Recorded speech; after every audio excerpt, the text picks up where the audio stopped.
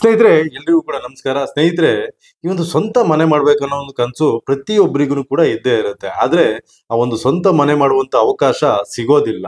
ಆದ್ರೆ ಈ ಒಂದು ಸಂದರ್ಭಗಳಲ್ಲಿ ನಿಮ್ಗೆ ಈ ಒಂದು ಸ್ವಂತ ಮನೆ ಮಾಡೋದಿಕ್ಕೆ ಅಂದ್ರೆ 2024 2025ನೇ ಸಾಲಿನಲ್ಲಿ ನಿಮ್ಗೆ ಸ್ವಂತ ಮನೆ ಮಾಡೋದಿಕ್ಕೆ ಸರ್ಕಾರದಿಂದನೇ ನೆರವಾಗ್ತಿದ್ದಾರೆ. ಅಂದ್ರೆ ಈ ಒಂದು ಪ್ರಧಾನ ಮಂತ್ರಿ ಆವಾಸ್ ಯೋಜನೆಯಲ್ಲಿ ನೀವು ಸ್ವಂತ ಮನೆನ ತಗೋಬಹುದು. ಅಂದ್ರೆ ಈ ಒಂದು ಪ್ರಧಾನ ಮಂತ್ರಿ ಆವಾಸ್ ಯೋಜನಾ ಗ್ರಾಮೀಣ ಮತ್ತೆ ಪ್ರಧಾನ ಮಂತ್ರಿ ಆವಾಸ್ ಯೋಜನಾ ಅರ್ಬನ್ ಎರಡರಲ್ಲೂ ಕೂಡ ಮನೆಗಳನ್ನ ತಗೋಬಹುದು. ಅಂದ್ರೆ ಪ್ರಧಾನ ಮಂತ್ರಿ ಆವಾಸ್ ಯೋಜನಾ ಗ್ರಾಮೀಣಲ್ಲಿ ನಿಮ್ಗೆ ಈ ಒಂದು ಹಳ್ಳಿಗಳಲ್ಲಿ ವಾಸ ಮಾಡ್ತಿರುವಂತವ್ರು, ಈ ಒಂದು ಗ್ರಾಮೀಣ ಪ್ರದೇಶದಲ್ಲಿ ವಾಸ ಮಾಡ್ತಿದ್ದಂತವ್ರು ಇದಕ್ಕೆ ಅರ್ಜಿನ ಹಾಕ್ಬಹುದು. ಈ ಒಂದು ಸಿಟಿಗಳಲ್ಲಿ ಯಾರೆಲ್ಲ ವಾಸ ಮಾಡ್ತಾ ಇದ್ದೀರಾ, ಸಿಟಿಗಳಲ್ಲಿ ಯಾರೆಲ್ಲ ಮನೆಗಳನ್ನ ಮಾಡ್ಬೇಕಂತ ಅನ್ಕೊಂಡಿದ್ದೀರಾ, ನೀವೆಲ್ಲರೂ ಕೂಡ ಪ್ರಧಾನ ಮಂತ್ರಿ ಆವಾಸ್ ಯೋಜನಾ ಅರ್ಬನ್ ಅಲ್ಲಿ ನೀವು ಅಪ್ಲಿಕೇಶನ್ ಹಾಕ್ಬೇಕಾಗುತ್ತೆ. ಇದು ಕೂಡ ಆನ್ಲೈನ್ ಅಲ್ಲಿ ನೀವು ಅಪ್ಲಿಕೇಶನ್ ಹಾಕ್ಬೇಕಾಗುತ್ತೆ.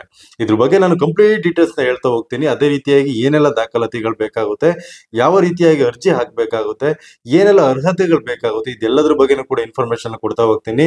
ಈ ಒಂದು ವಿಡಿಯೋನ ಕೊನೆಯ ತನಕ ನೋಡಿ. ಅದೇ ರೀತಿಯಾಗಿ ನಮ್ಮ ಒಂದು ವಿಡಿಯೋಗೆ ಸಬ್ಸ್ಕ್ರೈಬ್ ಆಗೋದನ್ನ ಮಾತ್ರ ಮರಿಬೇಡಿ ಸ್ನೇಹಿತರೆ.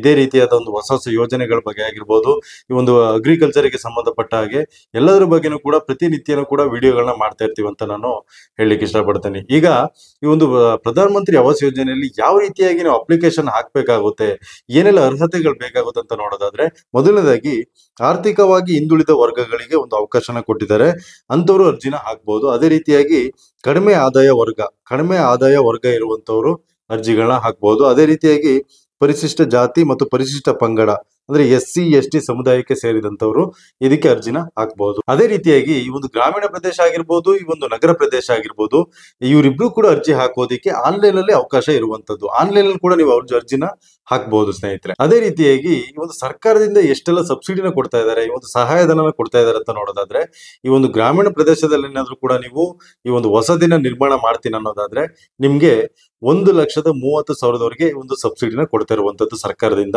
ಆ 1,30,30,000ದಲ್ಲಿ ಮನೆ ಮಾಡೋದಕ್ಕೆ ಸಾಧ್ಯ ಆಗೋದಿಲ್ಲ.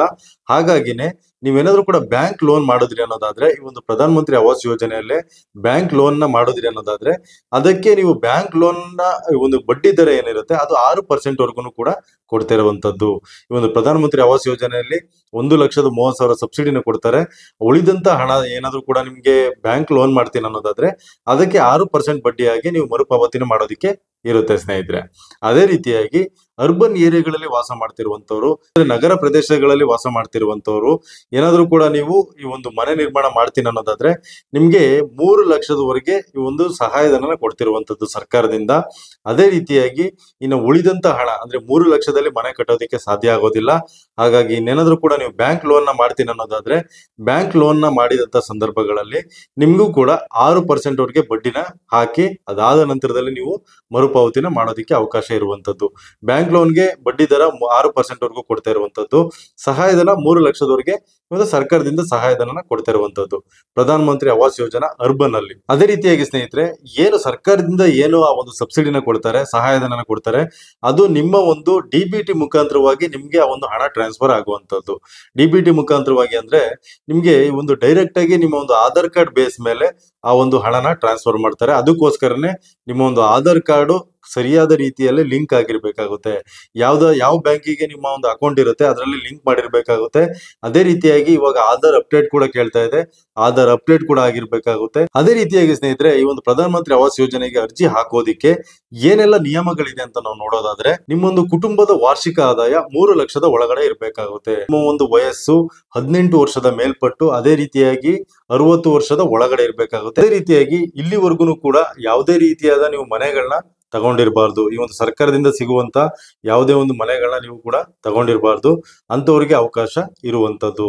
ಅದೇ ರೀತಿಯಾಗಿ ಸ್ನೇಹಿತರೆ, ಇದಕ್ಕೆ ಅರ್ಜಿ ಸಲ್ಲಿಸೋದಕ್ಕೆ ಏನೆಲ್ಲ ದಾಖಲಾತಿಗಳು ಬೇಕಾಗುತ್ತೆ ಅಂತ ನೋಡೋದಾದ್ರೆ, ಮೊದಲನೇದಾಗಿ ಆಧಾರ್ ಕಾರ್ಡ್ ಬೇಕಾಗುತ್ತೆ, ನಂತರ ಜಾತಿ ಹಾಗೂ ಆದಾಯ ಪ್ರಮಾಣ ಪತ್ರ ಬೇಕಾಗುತ್ತೆ, ನಂತರ ವಾಸಸ್ಥಳದ ಪುರಾವೆ ಅಂದ್ರೆ ರೇಷನ್ ಕಾರ್ಡ್ ಆಗಿರ್ಬೋದು, ವೋಟರ್ ID ಇತ್ಯಾದಿ ಬೇಕಾಗುತ್ತೆ. ನಂತರ ಈ ಒಂದು ಭೂಮಿ ಅಥವಾ ಮನೆ ದಾಖಲೆಗಳು ಕೂಡ ಬೇಕಾಗುತ್ತೆ. ಅಂದ್ರೆ ನೀವು ಯಾವ ಒಂದು ಜಾಗದಲ್ಲಿ ಮನೆ ಮಾಡ್ತಾ ಇದ್ದೀರಾ ಅದರ ಒಂದು ದಾಖಲಾತಿ ಕೂಡ ಬೇಕಾಗುತ್ತೆ. ನಂತರ ಒಂದು ಬ್ಯಾಂಕ್ ಖಾತೆ ವಿವರಗಳು ಕೂಡ ಬೇಕಾಗುತ್ತೆ. IFSC ನಂಬರು ಪ್ರತಿಯೊಂದು ಕೂಡ ಈ ಒಂದು ಬ್ಯಾಂಕ್ ಒಂದು ಪಾಸ್ಬುಕ್ ನ ಒಂದು ಜೆರಾಕ್ಸ್ ಇಟ್ಕೊಂಡಿದ್ರೆ ಅದರಲ್ಲಿ ಕಂಪ್ಲೀಟ್ ಡೀಟೇಲ್ಸ್ ಇರುತ್ತೆ, ಅದು ಕೂಡ ಬೇಕಾಗುತ್ತೆ. ಅದೇ ರೀತಿಯಾಗಿ ಪಾಸ್ಪೋರ್ಟ್ ಗಾತ್ರದ ಇತ್ತೀಚಿನ ಫೋಟೋ ಅಂದ್ರೆ ಪಾಸ್ಪೋರ್ಟ್ ಗಾತ್ರದ ಇತ್ತೀಚಿನ ಒಂದು ಫೋಟೋಗಳು ಕೂಡ ಬೇಕಾಗುತ್ತೆ. ಅದೇ ರೀತಿಯಾಗಿ ಈ ಒಂದು ಪ್ರಧಾನ ಮಂತ್ರಿ ಆವಾಸ್ ಯೋಜನೆಗೆ ಅರ್ಜಿ ಹಾಕೋದಿಕ್ಕೆ ಆನ್ಲೈನ್ ಅಲ್ಲಿ ಕೂಡ ಅವಕಾಶ ಇರುವಂತದ್ದು. ಈ ಒಂದು ಆನ್ಲೈನ್ ಅಲ್ಲಿ ಯಾರೆಲ್ಲ ಅಪ್ಲಿಕೇಶನ್ ಹಾಕ್ತೀರಾ ಅಂತವ್ರಿಗೆ ಈ ಒಂದು ಯಾವುದೇ ಒಂದು ರೆಕಮೆಂಡೇಶನ್ ಕೂಡ ಅವಶ್ಯಕತೆ ಇರೋದಿಲ್ಲ, ಯಾರದೇ ಒಂದು ಇನ್ಫ್ಲುಯೆನ್ಸ್ ಕೂಡ ಅವಶ್ಯಕತೆ ಇರೋದಿಲ್ಲ. ನಿಮ್ಗೆ ನಿಮ್ಮ ಹತ್ರ ಇರುವಂತ ದಾಖಲಾತಿಗಳನ್ನ ತಗೊಂಡೋಗಿ ಈ ಒಂದು ಪ್ರಧಾನ ಮಂತ್ರಿ ಆವಾಸ್ ಯೋಜನೆ ಒಂದು ವೆಬ್ಸೈಟ್ಗೆ ಹೋದ್ರೆ ನಿಮ್ಗೆ ಅಲ್ಲಿ ಅರ್ಜಿ ಹಾಕೋದಿಕ್ಕೆ ಅವಕಾಶ ಇರುವಂತದ್ದು. ಅದನ್ನ ನಾನು ಆ ಒಂದು ಲಿಂಕ್ ಏನಿದೆ ಆ ಒಂದು ಲಿಂಕ್ ನ ಫಸ್ಟ್ ಕಮೆಂಟ್ ಅಲ್ಲಿ ಕೂಡ ಹಾಕಿರ್ತೀನಿ, ಹಾಗೆ ನನ್ನ ಒಂದು ವಿಡಿಯೋದ ಡಿಸ್ಕ್ರಿಪ್ಷನ್ ಕೂಡ ಹಾಕಿರ್ತೀನಿ ಸ್ನೇಹಿತರೆ. ಅದಕ್ಕೆ ಹೋದಂತ ಸಂದರ್ಭಗಳಲ್ಲಿ ನೀವು ಅಲ್ಲಿ ಕೂಡ ಅಪ್ಲಿಕೇಶನ್ ಹಾಕೋದಿಕ್ಕೆ ಅವಕಾಶ ಇರುವಂತದ್ದು. ಯಾಕಂದ್ರೆ ಈ ಒಂದು ಗ್ರಾಮಗಳಲ್ಲಿ ಇರುವಂತವರು ಆ ಒಂದು ಗ್ರಾಮ ಪಂಚಾಯತಿಗೆ ಹೋದಂತ ಸಂದರ್ಭಗಳಲ್ಲಿ ಅಲ್ಲಿ ಆ ಒಂದು ಸಿಬ್ಬಂದಿಗಳೇನಿರ್ತಾರೆ ಅವರು ಸರಿಯಾದ ರೀತಿಯಲ್ಲಿ ಯಾವುದೇ ರೀತಿಯಾದ ಒಂದು ರೆಸ್ಪಾನ್ಸ್ ನ ಮಾಡೋದಿಲ್ಲ. ಹಾಗಾಗಿ ನೀವು ಆನ್ಲೈನ್ ಅಲ್ಲಿ ಅಪ್ಲಿಕೇಶನ್ ಹಾಕಿದ್ರೆ ತುಂಬಾನೇ ಅನುಕೂಲ ಅಂತಾನೆ ನಾನು ಹೇಳಲಿಕ್ಕೆ ಇಷ್ಟಪಡ್ತೀನಿ. ಓಕೆ ಸ್ನೇಹಿತರೆ, ಈ ಒಂದು ವಿಡಿಯೋ ಏನಾದ್ರು ಇಷ್ಟ ಆಗಿದ್ರೆ ದಯವಿಟ್ಟು ಕೂಡ ಒಂದು ಲೈಕ್ ಮಾಡಿ, ಹಾಗೆ ನಮ್ಮ ಒಂದು ಚಾನಲ್ಗೆ ಸಬ್ಸ್ಕ್ರೈಬ್ ಆಗಿ ಅಂತ ಹೇಳ್ತಾ ಈ ಒಂದು ವಿಡಿಯೋನಲ್ಲಿ ಮುಗಿಸ್ತಾ ಇದ್ದೀನಿ. ಮುಂದಿನ ವಿಡಿಯೋದಲ್ಲಿ ಮತ್ತೆ ಸಿಗ್ತೀನಿ. ಧನ್ಯವಾದ ಸ್ನೇಹಿತರೆ.